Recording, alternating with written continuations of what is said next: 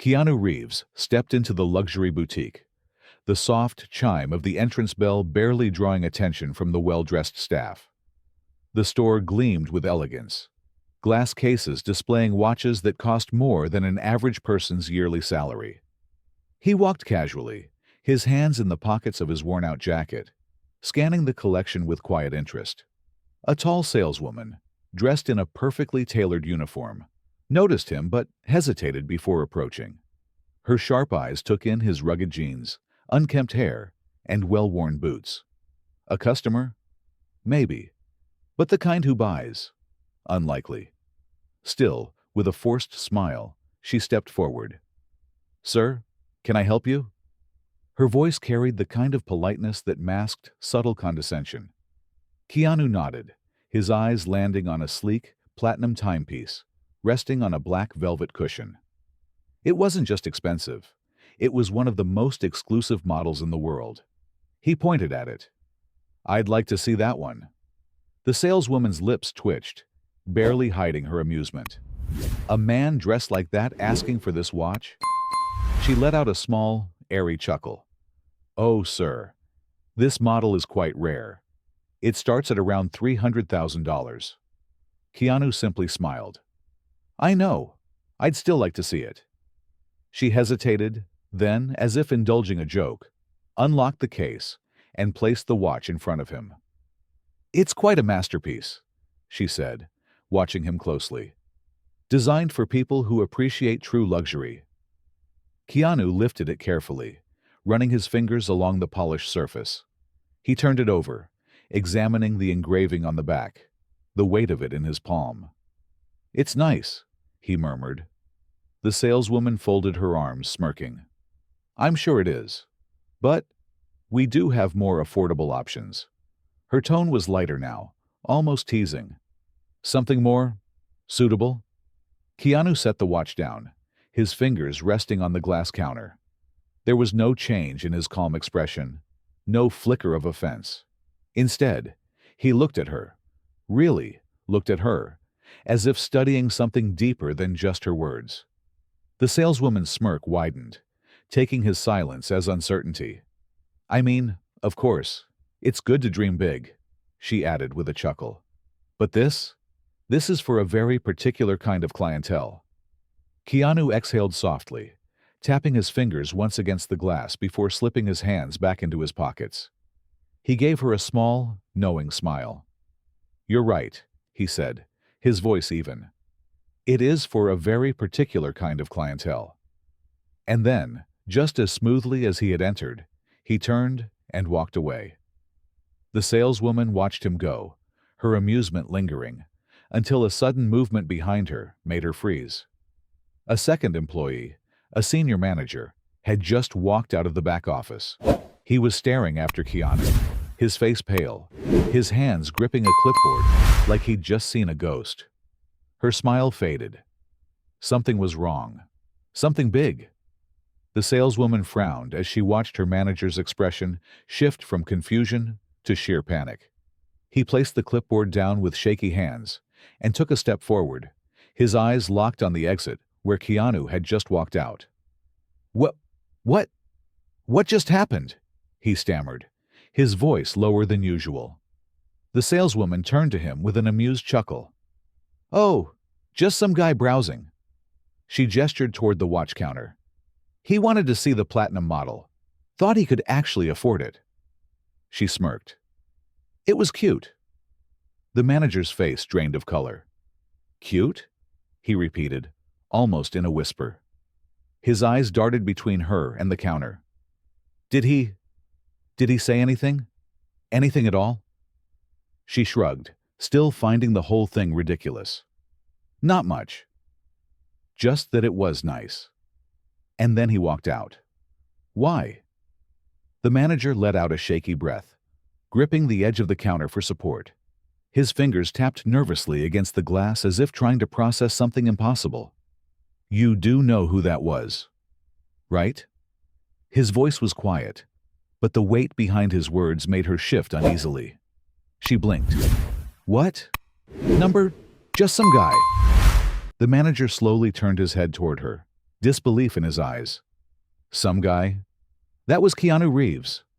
The words hit her like a slap. Her smirk faded instantly, replaced by a stunned silence. Keanu Reeves.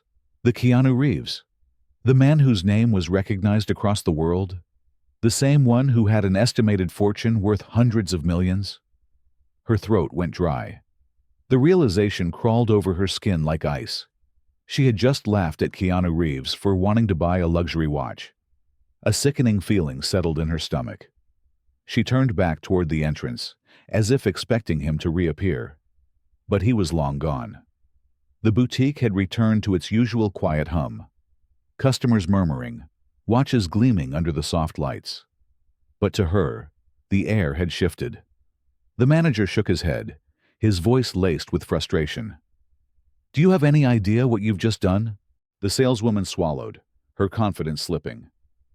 I didn't know," she muttered, her pulse quickening. "You laughed at him," the manager continued, rubbing his temples. "At Keanu Reeves." He let out a breath, trying to steady himself. "And now, thanks to you, we might have just lost the biggest sale of the year." The weight of his words crushed her. But just as the realization was beginning to fully sink in, the sound of the entrance bell chimed again. Her breath caught. Her head snapped toward the door, and her heart pounded in her chest. Keanu Reeves had walked back in, and this time, he wasn't alone. The moment Keanu stepped back inside, the entire atmosphere of the boutique shifted. The soft murmurs of customers died down, replaced by a strange, heavy silence. The manager straightened his posture instantly, his hands clasping together, as if preparing for a business negotiation of a lifetime. The saleswoman, however, felt her stomach twist into knots. Keanu wasn't alone. A man in an expensive suit followed him in, tall, sharp-eyed, carrying an air of authority. He looked like someone who handled multi-million-dollar deals without blinking. A personal assistant, a lawyer, or worse, a business tycoon who had just heard about the insult. The saleswoman's palms grew clammy. Keanu, still in his simple black jeans and worn-out boots, walked with the same calm ease as before. But something had changed. This time, he wasn't just browsing. He made his way directly to the manager. "I'd like to make a purchase," Keanu said, his voice smooth, unaffected. The saleswoman felt a flicker of hope. Maybe he didn't take it personally. Maybe he's still going to buy the watch. The manager, however, still looked pale. "Oh, of course, Mr. Reeves. We'd be honored." He shot the saleswoman a sharp glance before refocusing. "Which piece were you interested in?" Keanu turned, his eyes scanning the glass display. And then, with deliberate ease, he pointed.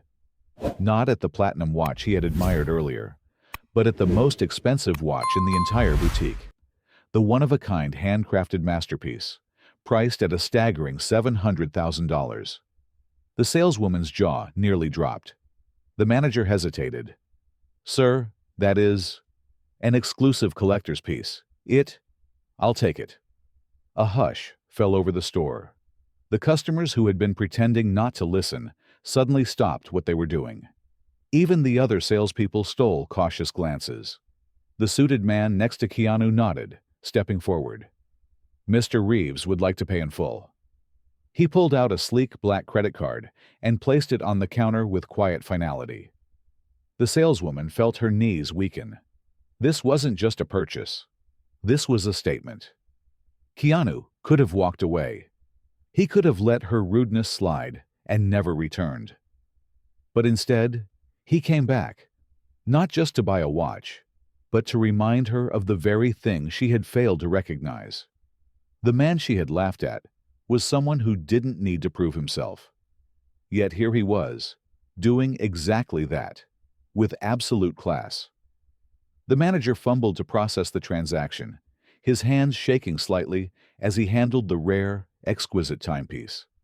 And then, as the final receipt was printed, Keanu did something that sent another wave of shock through the boutique. He turned to the saleswoman, his expression unreadable. And then, He slid the $700,000 watch across the counter. "To you," he said simply. Her breath caught in her throat. "What? What?" she stammered, unable to process what was happening. The manager's eyes widened. "Sir, you mean—" Keanu gave a small, knowing smile. "Call it a lesson," he said. "Next time, don't judge a book by its cover." The room stood frozen in stunned silence. The saleswoman stared at the watch, her mind spinning. It wasn't just about the money. It was about the humiliation, the realization that she had completely misjudged someone beyond comprehension.